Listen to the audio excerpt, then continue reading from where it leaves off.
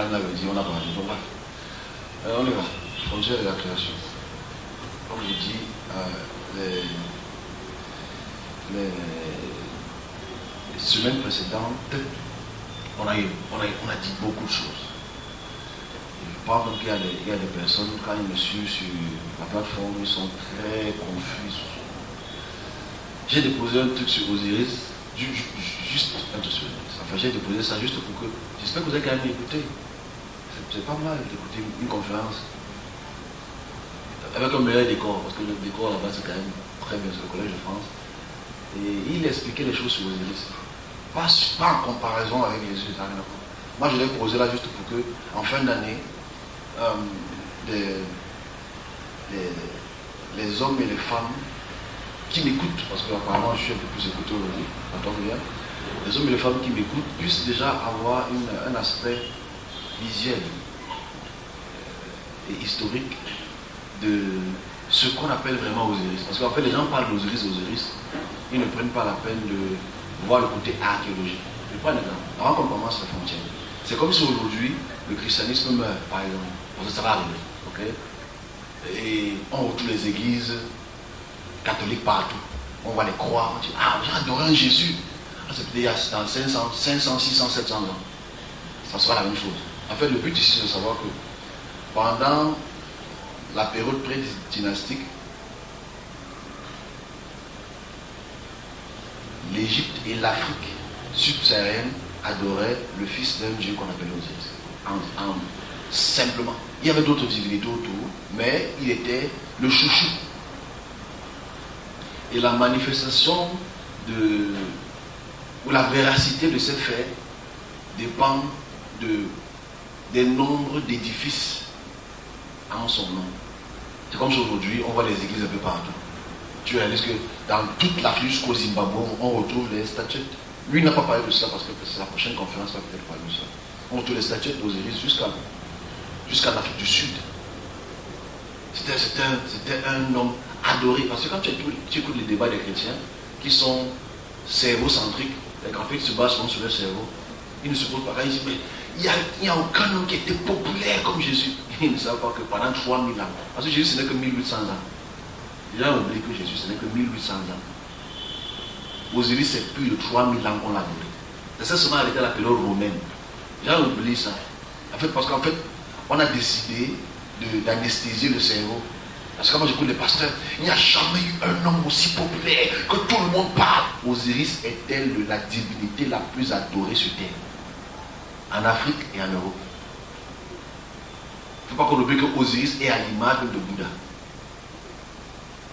Ok? Alors, c'est juste une question, je ne vais pas la comparer. L'histoire des religions passe. Ok? Mais les esprits restent. On va en parler tout à l'heure. L'histoire des religions passe. Mais les puissants des esprits restent. Parce que je veux qu'on parle de ça aujourd'hui. Les puissants des esprits et leurs frontières. Parce que là, je vais rentrer dans un sujet qui peut faire mal.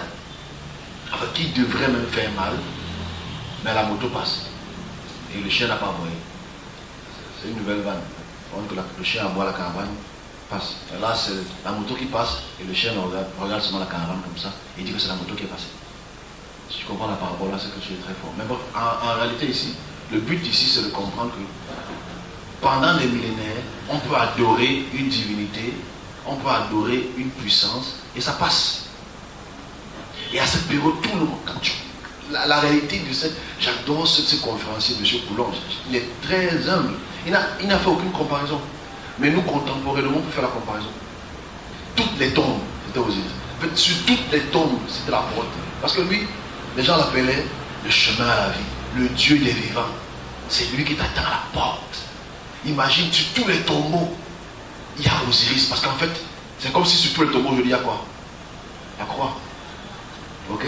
C'est lui qui t'accueille. Tu veux absolument être à l'image d'Osiris. L'image d'Osiris était telle. Il faut écouter là. C'est une belle conférence, toute simple. En fait, il y a 2000 ans, c'est lui qui chauffait. Il y a 2000 ans, il chauffait encore. Dans toute l'Afrique et dans toute l'Europe. Et naturellement, ceux qui sont un peu plus intelligents, et vous l'êtes, toute l'Europe, surtout la France, l'Allemagne et l'Angleterre, est inspirée par Osiris et sa femme Isis. Que ce soit, quand tu arrives en France, la capitale c'est quoi? Paris. Paris, c'est qui? C'est Isis. Lui, quand tu arrives à Rome, là-bas, c'est la fin du monde. En fait, on a gardé tellement de noms qui correspondent à... Je dis, mais en fait, si tu vas il y a 2000 ans, Isis et Osiris, ce sont des superstars. Mais le christianisme a pris. Il y a un autre sauveur maintenant.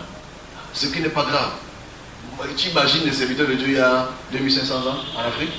Ils étaient avec Isis. Ils étaient avec Osiris. Juste que les gens n'arrivent pas à faire une déconnexion de la temporalité et de faire une connexion à l'entièreté de l'histoire. On ne veut pas mettre l'histoire en entier. Tu imagines la foi des gens pour qu'un roi grec prenne la photo, prenne l'image d'Osiris et mette sur sa tombe, laisse sa divinité et dit que non, c'est Osiris qui me dirigera vers le Daoud, c'est-à-dire la vie après la vie. C'est grave. Tu imagines la foi que les gens avaient? Parce qu'aujourd'hui, j'ai foi en X, j'ai foi en Y. On ne prend jamais la peine de voir la photo tout entière. On voit la photo moitié en moitié. Bon, en fait, ici, c'est juste pour faire comprendre une chose. Parce que je vais entrer dans ce sujet. J'ai mis ça parce que je voulais un peu attiser. Moi, j'ai les cliniques qui sont juste ma part. Tu commences à admettre. Je connais la réalité. Je connais la réalité depuis. Je ne suis pas là pour les comparaisons. Les comparaisons, pour moi, ne sont pas utiles. C'est la longévité d'une puissance qui nous fait adorer des choses. C'est la longévité. Aujourd'hui, on ne sait pas qu'avant, les chants d'Osiris, ceux qui aiment la semaine prochaine, je vais encore mettre une autre conférence. On appelle ça les chants d'Osiris. C'est imaginez les chants d'Osiris. Et ce n'est pas eux qui chantent, c'est Osiris qui les inspire. C'est extraordinaire de voir à quel point. Tu vas dire, naturellement, si tu es aujourd'hui, tu vas dire, ah, mais ils sont bêtes, ils ne comprennent pas vraiment qui est le Fils de Dieu. Ha ha ha. Là, imagine, tu parles avec eux, ils ne comprennent pas. En fait, le Fils de Dieu, c'est différent. Lui, Jésus, il est venu sur terre, il est mort. Il est aussi mort. Il n'a ressuscité, non, Jésus n'a pas ressuscité. Jésus est devenu esprit. Puisqu'on l'a vu en vision. Opté. Jésus, c'est quoi? Esprit aussi. Il t'attend à la porte des morts. Jésus t'attend à la porte des morts. C'est identique. La seule petite différence qu'il y a entre les deux, ce n'est que Jésus soit quand même découpé en petits morceaux. Bon, vous avez suivi. C'est la petite différence. Et les gens sont prêts à mourir pour Osiris comme les gens sont prêts à mourir pour Jésus. Mais qui est prêt à mourir pour le Créateur? Déjà, est-ce qu'il veut que tu meurs pour lui ou quoi que ce soit? Mais en fait, si on fait ce type de comparaison, c'est juste pour qu'on peut facilement oublier le futur parce qu'on ne se connaît pas le passé. On peut facilement oublier le futur. Comme le passé. Pardon. On peut facilement ne pas connaître comment le futur sera, qu'on n'a aucune notion du passé. Mais c'est plus simple. Donc il faut que les gens écoutent les conférences sur Osiris, c'est très intéressant. Parce qu'en fait, les reliques existent, les passages existent. Si je prends si j'ai déposé cette petite conférence d'une heure et plus, c'est juste pour que les gens aient une notion de ce qui était une forme d'adoration très très répandue. Très répandue. En Afrique. Et en Europe. Aujourd'hui, on a une puissance qui est très très très répandue. Les gens sont prêts à tuer, voler, et crier, chanter, pleurer, se rouler au sol, au même titre qu'avant. Mais alors ici, aujourd'hui, je veux qu'on puisse prendre la peine de se poser les bonnes questions sur les frontières de la création dans le sens de la puissance. Parce qu'aujourd'hui qu'on a la leçon de la puissance, en quelques minutes. J'espère qu'à 11h on aura fini déjà, et j'attends pouvoir rentrer chez soi. Ici, on va, avant de toucher le spirituel, je veux qu'on touche le physique. Sur les frontières de la création, dans le sens du pouvoir. Le dimanche précédent, on était dans le sens de la législation. Le dimanche avant, on était dans le sens de la création, au sens des planètes. Et les dimanches avant, on était sous forme introductive. Aujourd'hui, je veux qu'on touche au pouvoir. Le pouvoir. Parce que chaque territoire a un législateur, et ce législateur a un pouvoir. Le pouvoir d'exercer la vie et la mort. Existe dessus. Le pouvoir d'exercer la vie et la mort. Le pouvoir d'exercer l'expulsion ou l'introduction ou l'initiation. Le pouvoir. Chaque territoire a son pouvoir. Un territoire qui est puissant, qui veut annexer l'autre une autre puissance a la capacité d'annexer cette puissance-là par des batailles spirituelles, comme je veux qu'on en parle tout à l'heure.